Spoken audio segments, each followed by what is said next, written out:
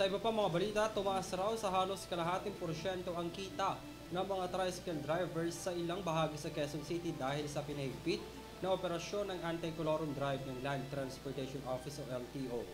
Narito ang aking report.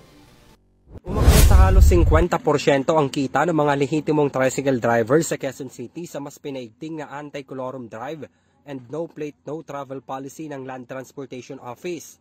Ayon umano sa ilang toda sa Quezon City, mula sa 800 pesos na kita kada araw ng mga tricycle drivers, pumalo ito nang aabot sa 1,200 sa nakalipas na 3 araw.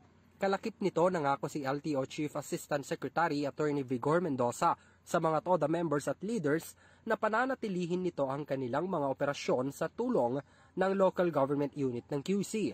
Aniya, natutuwa ang LTO na nakapagbibigay solusyon sa mga tricycle operators at drivers sa pamamagitan ng pagpapatupad nila ng agresibong kampanya laban sa mga walang plaka at kolorum na tricycles.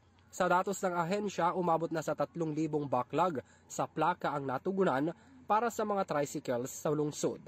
May kabuuang 38 na tricycle ang nahuli sa unang araw ng pagpapatupad sa Quezon City. Noong unang araw ng Hulyo, sinundan ito ng 32 tricycle kinabukasan.